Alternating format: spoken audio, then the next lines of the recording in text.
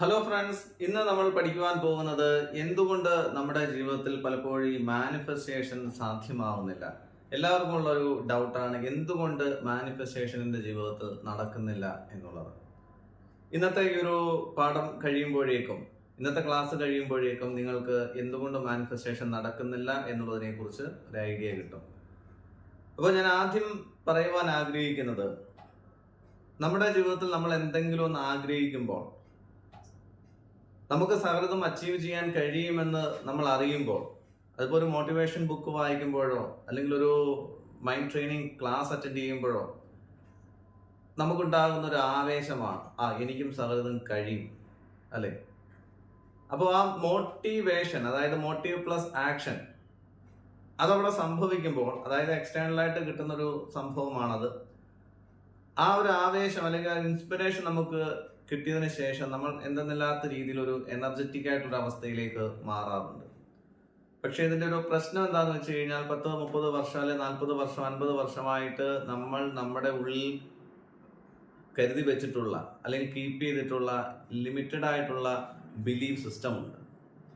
അപ്പൊ അവിടെ നമുക്ക് പലതരത്തിലുള്ള എക്സ്പീരിയൻസ് ഉണ്ടായിട്ടുണ്ടാകും, പലതരത്തിലുള്ള വിശ്വാസങ്ങൾ ഉണ്ടായിട്ടുണ്ടാകും, തെറ്റായിട്ടുള്ള രീതിയിൽ പലതരത്തിലുള്ള തെറ്റായിട്ടുള്ള ഇൻഫോർമേഷൻസ് ഉണ്ടായിട്ടുണ്ടാകും. അതൊക്കെ നമ്മുടെ മനസ്സിനെ അങ്ങോട്ട് പിടിച്ചു മുറുക്കുവാൻ തുടങ്ങും. അപ്പോൾ ആ മോട്ടിവേഷൻ അങ്ങോട്ട്, അതിൻ്റെ ആ ഒരു ചൂട് അങ്ങോട്ട് മാറുമ്പോഴേക്കും നമ്മളിലുള്ള ആവേശവും താനെ കുറയുന്നത് കാണാൻ കഴിയും. അതുകൊണ്ടാണ് നിരന്തരമായിട്ട് ട്രെയിനേഴ്സുമായിട്ട് കണക്ട് ചെയ്ത് നിൽക്കണം, അല്ലെങ്കിൽ മാസ്റ്റർ മൈൻഡ് ഗ്രൂപ്പിൽ അംഗങ്ങളാകണം, അവരുമായിട്ടൊക്കെ ടച്ച് ചെയ്ത് നിൽക്കണമെന്ന് പറയുന്നതിൻ്റെ കാര്യവും അതാണ്. അതവിടെ നിൽക്കട്ടെ, അത് വേറൊരു ടോപ്പിക്കാണ്. അപ്പോൾ നമ്മളിവിടെ ശ്രദ്ധിക്കേണ്ട ഒരു കാര്യം, നമ്മളൊരു കാര്യം ആഗ്രഹിക്കുമ്പോൾ നമ്മളിൽ വേണ്ട വികാരങ്ങളുമുണ്ട്, വേണ്ടാത്ത വികാരങ്ങളുമുണ്ട്, ഇമോഷൻസ്. അപ്പോൾ നമ്മളിൽ ആദ്യം ഉണ്ടാകുന്ന ഇമോഷൻസ് എന്താണെന്ന് വെച്ച് കഴിഞ്ഞാൽ, ഒരു കാര്യം നേടിയെടുക്കാൻ ആഗ്രഹിക്കുമ്പോൾ ആദ്യം ഉണ്ടാകുന്ന ഇമോഷൻസ് എന്താണെന്ന് വെച്ച് കഴിഞ്ഞാൽ, ഫസ്റ്റ് വൺ എന്ന് പറയുന്നത്, നമുക്ക് വേണ്ടത് ഇമോഷണൽ അലൈൻമെന്റ് ആണ്. ഓക്കെ,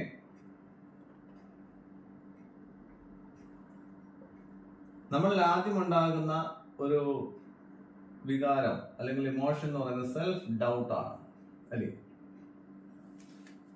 എനിക്കത് കഴിയുമോ, എനിക്കത് സാധ്യമോ, എനിക്കത് സാധ്യമാണോ, മുൻകാലങ്ങളിലൊക്കെ എനിക്ക് പരാജയങ്ങൾ ഉണ്ടായിട്ടില്ലേ, എനിക്ക് കിട്ടിയിട്ടുള്ള ഇൻഫോർമേഷൻസ് അനുസരിച്ച് എനിക്കത് കഴിയുമോ എന്ന് തോന്നുന്നില്ല. ഇങ്ങനെയുള്ള ലിമിറ്റഡ് ബിലീഫ്സ് നമ്മുടെ മനസ്സിലേക്ക് വരുമ്പോൾ അവിടെയാണ് നമുക്ക് ഈ സെൽഫ് ഡൗട്ട് ഉണ്ടാവുന്നത്. ശരിയല്ല, സംശയം, എനിക്കതിന് പറ്റുമോ, എനിക്കതിന് കഴിയുമോ എന്നുള്ള സംശയം വന്നു കഴിഞ്ഞാൽ നമ്മുടെ എനർജി രണ്ട് രീതിയിലാണ് അവിടെ സ്പ്രെഡ് ആവുന്നത്. അതായത് നമുക്കൊരു കാര്യം വേണം, അതിനു വേണ്ടിയിട്ട് ആ ഒരു ഭാഗത്തേക്ക് നമ്മുടെ എനർജി, ചിന്തകളുടേതായിട്ടുള്ള എനർജി ഫ്ലോ ചെയ്യുന്നുണ്ട്. അതേ സമയം തന്നെ ഇപ്പുറത്ത് എന്താണ്, ഇതെനിക്ക് കഴിയുമോ, ഇതെനിക്ക് സാധ്യമാണോ, ഒരു ബാലികാറാ മലയാണോ എന്ന് ചിന്തിക്കുമ്പോൾ അവിടേക്കും നമ്മുടെ ചിന്തകളുടേതായിട്ടുള്ള എനർജിയുടെ ഫ്ലോ ഉണ്ടാവുന്നുണ്ട്. അപ്പൊ ഇങ്ങനെ രണ്ട് തരത്തിൽ എനർജി സ്പ്രെഡ് ഔട്ട് ആവുമ്പോൾ നമ്മുടെ ആഗ്രഹത്തിലേക്കുള്ള നമ്മുടെ മനസ്സിന്റെ തീവ്രത എന്ന് പറയുന്നത് കുറഞ്ഞു പോകും, ഫ്രീക്വൻസി എന്ന് പറയുന്നത് കുറഞ്ഞു പോകും.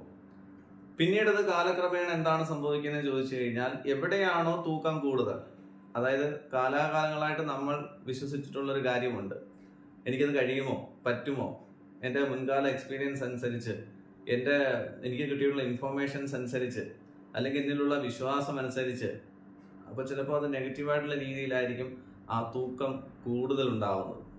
അതായത് എനർജിയുടെ ഫ്ലോ എന്ന് പറയുന്നത് എനിക്ക് കഴിയില്ല എന്നുള്ള രീതിയിലേക്ക് സ്പ്രെഡ് ഔട്ട് ആവാൻ തുടങ്ങും. അപ്പോൾ നമ്മുടെ ആഗ്രഹം ഒരു ഭാഗത്ത് ഇങ്ങനെ നിൽക്കുന്നു, അവിടേക്കുള്ള എനർജിയുടെ ഫ്ലോ കുറഞ്ഞുകൊണ്ടേയിരിക്കും, അല്ലേ? രണ്ട് രീതിയിൽ എനർജി സ്പ്രെഡ് ഔട്ട് ആയിക്കൊണ്ടിരിക്കുകയാണ്. അപ്പോൾ രണ്ട് രീതിയിൽ നമുക്ക് ഒരേ സമയം ചിന്തിക്കാൻ കഴിയില്ല. അപ്പോൾ ഒരു ഭാഗത്ത് കഴിയുമോ എന്നുള്ള സംശയം, ഒരു ഭാഗത്ത് നേടണമെന്നുള്ള ആഗ്രഹം.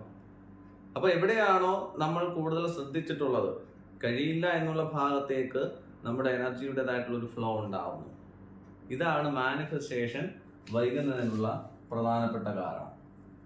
രണ്ടെന്ന് പറയുന്നത് ഫിയർ ആണ്, ഭയം. എല്ലാവരിലും ഉള്ളൊരു കാര്യമാണ് ഈ ഭയം എന്ന് പറയുന്നത്.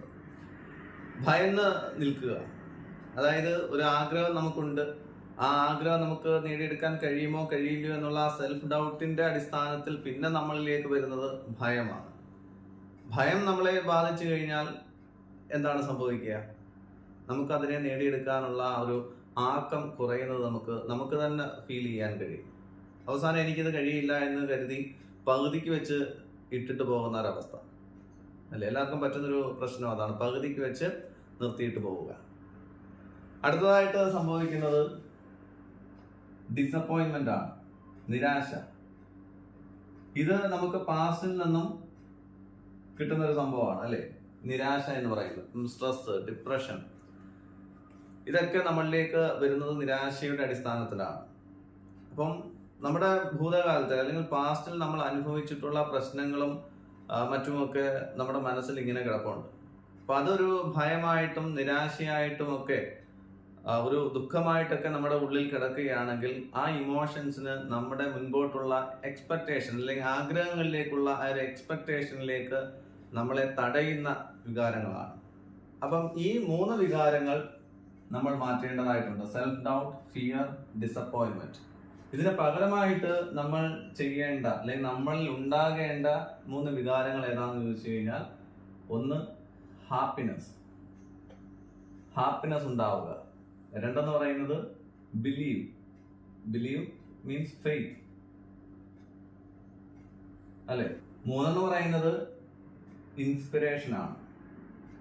ഇൻസ്പിറേഷൻ എന്ന് പറയുന്നതും ഒരു വികാരമാണ്, അതായത് നമ്മുടെ ഉള്ളിൽ നിന്ന് സംഭവിക്കുന്നതാണ്, ആവേശം എന്ന് വേണമെങ്കിൽ പറയാം.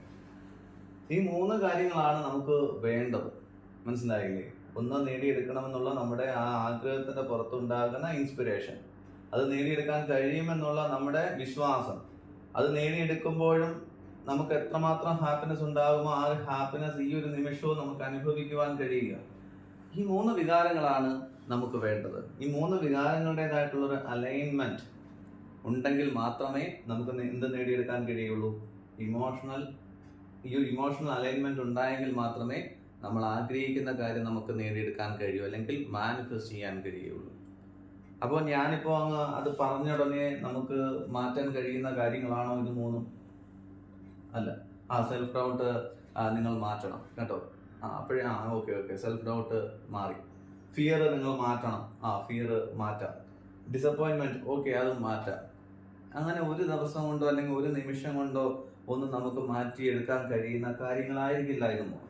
ഒരു നിമിഷം കൊണ്ടോ, ഒരു മണിക്കൂർ കൊണ്ടോ, ഒരു ദിവസം കൊണ്ടോ, ഒരാഴ്ച കൊണ്ടോ നേടിയെടുക്കാൻ കഴിയുന്നതുമായിരിക്കില്ല ഈ 3 വികാരങ്ങൾ അല്ലേ? എല്ലാവർക്കും ഈ പറഞ്ഞു പോകുവാൻ എളുപ്പമാണ്, പക്ഷേ ഇതെങ്ങനെ പ്രാക്ടിക്കലായിട്ട് കൊണ്ടുവരാം എന്നുള്ളതിനെ കുറിച്ചാണ് നമ്മൾ ഇന്ന് പഠിക്കുന്നത്. ഈ 3 വികാരങ്ങളും നിങ്ങളുടെ ജീവിതത്തിൽ അലൈൻഡ് ആകണമെങ്കിൽ ഒരൊറ്റ കാര്യം നിങ്ങൾ ചെയ്താൽ മതി.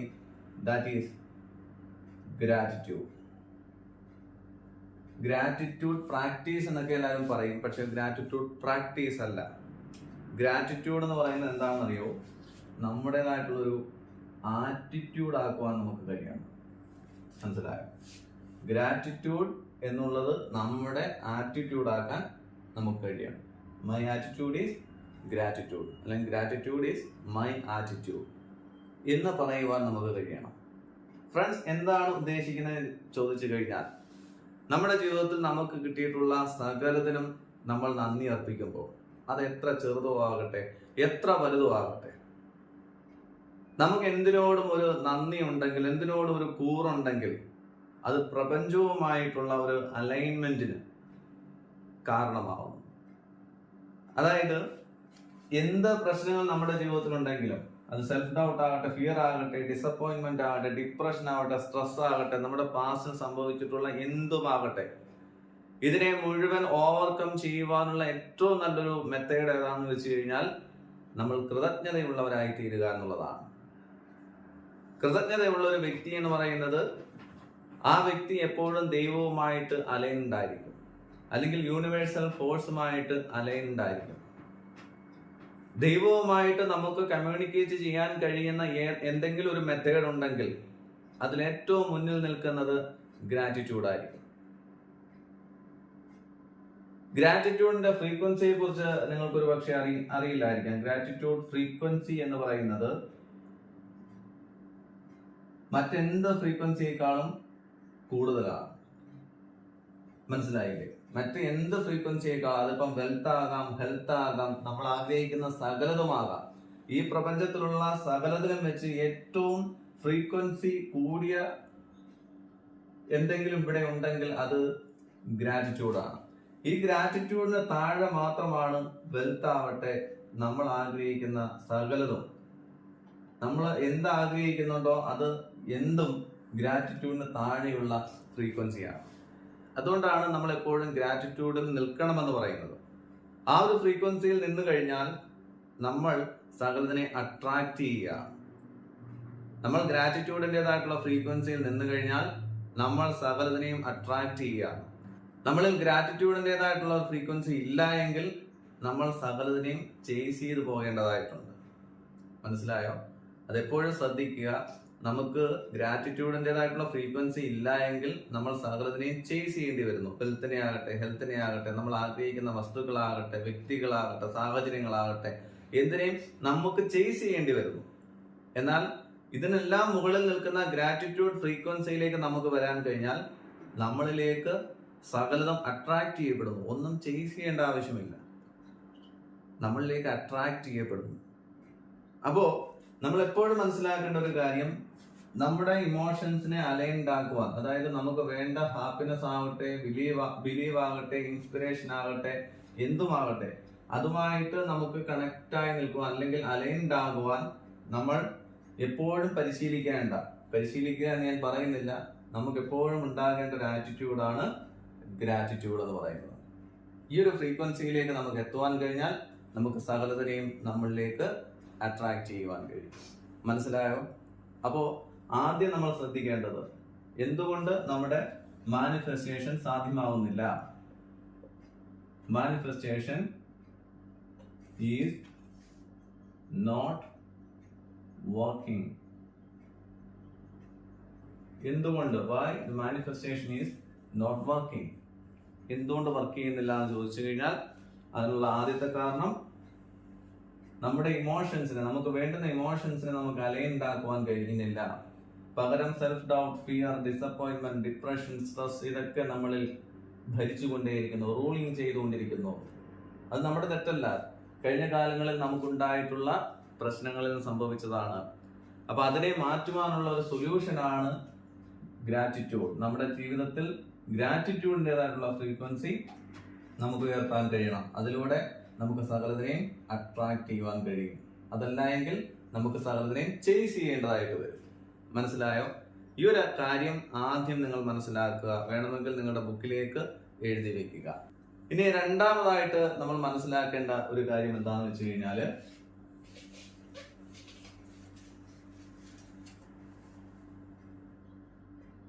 രണ്ടാമത് നമ്മൾ ശ്രദ്ധിക്കേണ്ട കാര്യമാണ് ഇൻസ്പയർഡ് ആക്ഷൻ.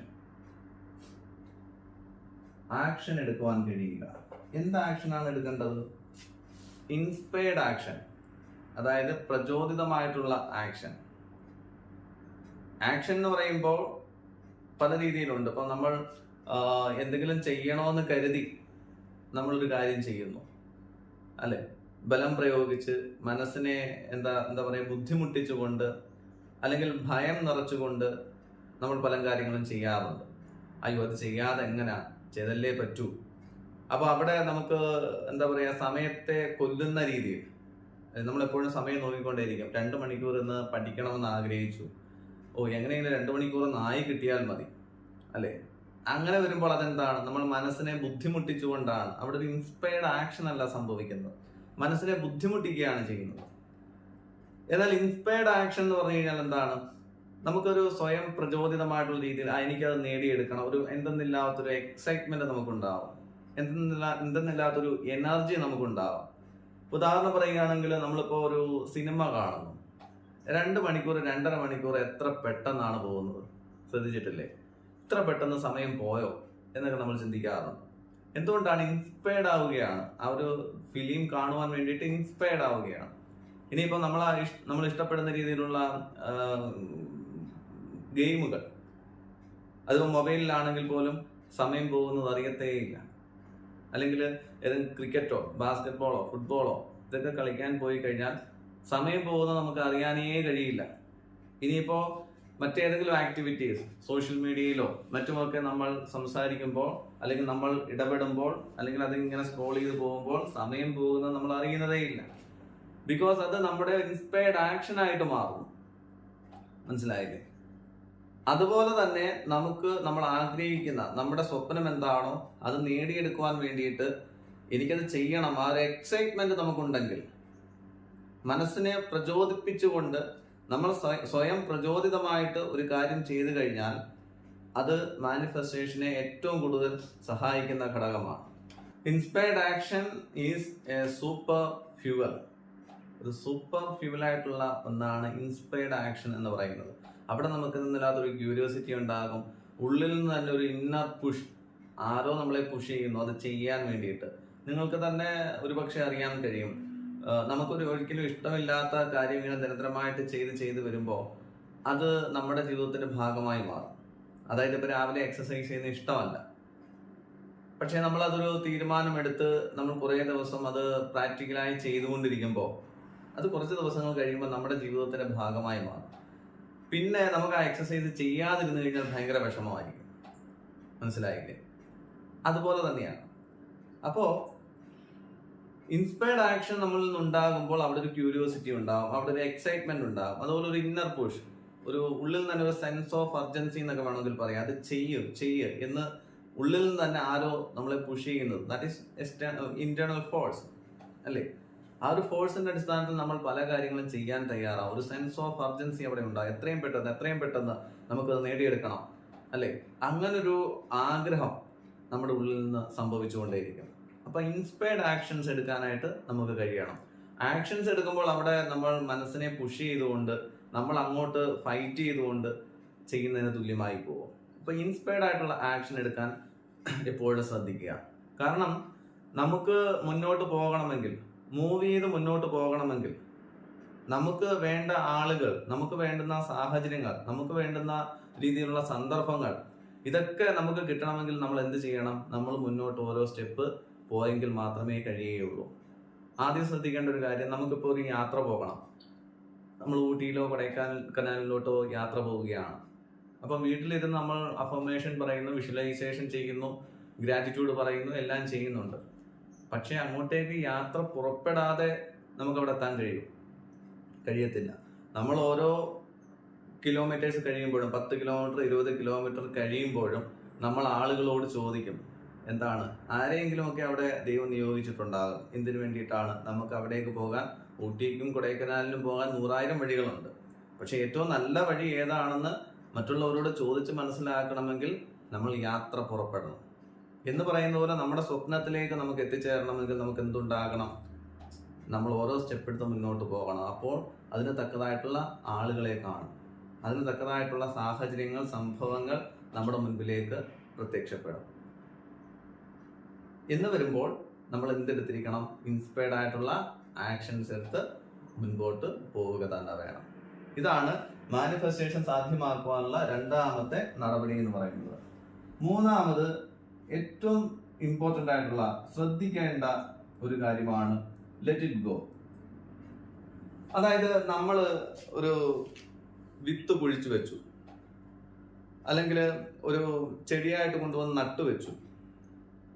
അപ്പോൾ അത് നമുക്കുള്ള ഒരു ജോലി എന്താണെന്ന് വെച്ച് കഴിഞ്ഞാൽ, അത് വിത്ത് കുഴിച്ചിട്ടു അല്ലെങ്കിൽ ഒരു ചെടിയായിട്ട് നട്ടു, ഓക്കെ, കുഞ്ഞു ചെടിയാണ്. നമ്മുടെ ഉത്തരവാദിത്വം എന്ന് പറയുന്നത് അതിന് വെള്ളവും വളവും കൊടുക്കുക എന്നുള്ളതാണ്. പ്രോപ്പറായിട്ട് അതിനെ ഗ്രൂം ചെയ്തെടുക്കുക, അതിനെ സംരക്ഷിക്കുക, മെയിൻറ്റെയിൻ ചെയ്ത് കൊണ്ടുപോവുക എന്നുള്ളതാണ്. ഇത് വളർന്ന് വൃക്ഷമാകും, ഇതിൽ നിന്ന് പൂക്കൾ ഉണ്ടാകും, അല്ലെങ്കിൽ കായ്കൾ ഉണ്ടാകും, അല്ലെങ്കിൽ പഴങ്ങൾ ഉണ്ടാകും, അത് നമുക്ക് ശേഖരിക്കാൻ കഴിയും, ഭക്ഷിക്കുവാൻ കഴിയും എന്നുള്ള നമ്മുടെ വിശ്വാസം. അതിപ്പോൾ നെല്ല് വിതയ്ക്കുന്നതാകാം, ഒരു മുന്തിരിയുടെ തൈ നട്ടുപിടിപ്പിക്കുന്നതാകാം, എന്തുമാകാം. അതിന്റെ ഫലം നമുക്ക് കിട്ടുമെന്നറിയാം. എങ്ങനെ? അതിനെ ദ യൂണിവേഴ്സൽ ഫോഴ്സ് അതിനെ വളർത്തും, അതിനെ ശിഖരങ്ങളാക്കും, കൊമ്പുകളാക്കും, വലിയ വൃക്ഷമാക്കും, പൂക്കളും കായ്കളും ഒക്കെ ഉണ്ടാക്കും, പഴങ്ങൾ ഉണ്ടാക്കും. ഇതൊക്കെ നമുക്ക് അറിയാവുന്ന ഒരു കാര്യമാണ്, കാരണം നമ്മുടെ വിശ്വാസമാണ്. അപ്പോൾ പിന്നെ നമ്മൾ അവിടെ തിരിഞ്ഞു നോക്കേണ്ട ആവശ്യമില്ല. കാരണം ആ ചെടി എന്നും ചെന്ന് രാവിലെ പൊക്കി നോക്കേണ്ട ആവശ്യമില്ല വേര് വന്നിട്ടുണ്ടോ എന്നുള്ളത്. അല്ലെങ്കിൽ വിത്ത് എന്നും കുഴിച്ച് നോക്കേണ്ട ആവശ്യമില്ല അതിന് മുള പൊട്ടിയിട്ടുണ്ടോ എന്നുള്ളത്. നമുക്കറിയാം യൂണിവേഴ്സ് എന്നുള്ളത് അങ്ങനെയാണ്. കുഴിച്ചു വെച്ചിട്ടുണ്ടെങ്കിൽ അതിന് പ്രോപ്പറായിട്ട് വെള്ളവും വളവും കൊടുത്തിട്ടുണ്ടെങ്കിൽ അത് പ്രോപ്പറായിട്ടുള്ള മണ്ണിൽ തന്നെയാണ് വെച്ചിട്ടുള്ളതെങ്കിൽ അങ്ങനെയുണ്ട്. ഫലഭൂയിഷ്ടമായിട്ടുള്ള മണ്ണിൽ തന്നെയാണോ നമ്മൾ കുഴിച്ചിട്ടിട്ടുള്ളത്, അതും ഇമ്പോർട്ടൻ്റ് ആണ്. അങ്ങനെയെങ്കിൽ അത് വളർന്നിരിക്കും. ആ വളർത്തുക എന്നുള്ളത് യൂണിവേഴ്സൽ ഫോഴ്സിന്റെ ഉത്തരവാദിത്തമാണ്, റെസ്പോൺസിബിലിറ്റിയാണ്. നമ്മൾ അതിനു വേണ്ടിയുള്ള ആക്ഷൻസ് എടുത്ത് മുന്നോട്ട് പോവുക മാത്രം ചെയ്താൽ മതി. വെള്ളവും വളവും കൊടുത്തുകൊണ്ടേയിരിക്കുക. അത് വളർത്തുക എന്നുള്ളത് യൂണിവേഴ്സൽ ഫോഴ്സിൻ്റെതായിട്ടുള്ള ഉത്തരവാദിത്തമാണ്. അങ്ങനെയെങ്കിൽ എപ്പോഴും എൻ്റെ ആഗ്രഹം ഇങ്ങനെ നടക്കുമോ എന്ന് ഇങ്ങനെ ഡൗട്ട് അടിക്കേണ്ട. നമ്മൾ ആദ്യം അടിച്ച ആ സെൽഫ് ഡൗട്ട് ഉണ്ടല്ലോ, ഇവിടെയും വരാൻ ചാൻസ് ഉണ്ട്. ഇത്രയും നാളായല്ലോ, ഒന്നും സംഭവിക്കുന്നില്ലല്ലോ. യൂണിവേഴ്സൽ ഫോഴ്സിന് അല്ലെങ്കിൽ യൂണിവേഴ്സിന് ഒരു സമയം കൊടുക്കുക, അല്ലേ? 4 മുട്ട ഒരു കോഴിക്ക് അട വെച്ച് കൊടുത്തു കഴിഞ്ഞാൽ അത് 20-21 ദിവസമെങ്കിലും എടുക്കും അത് കുഞ്ഞുങ്ങളായിട്ട് വിരിഞ്ഞു വരണമെങ്കിൽ. അതൊരു സമയമാണ്, ഒരു ഡ്യൂറേഷനാണ്. ആ ഒരു ടൈം പീരീഡ് നമുക്ക് നമ്മുടെ സ്വപ്നങ്ങൾക്ക്, ആഗ്രഹങ്ങൾക്ക് കൊടുക്കേണ്ടതായിട്ടുണ്ട്.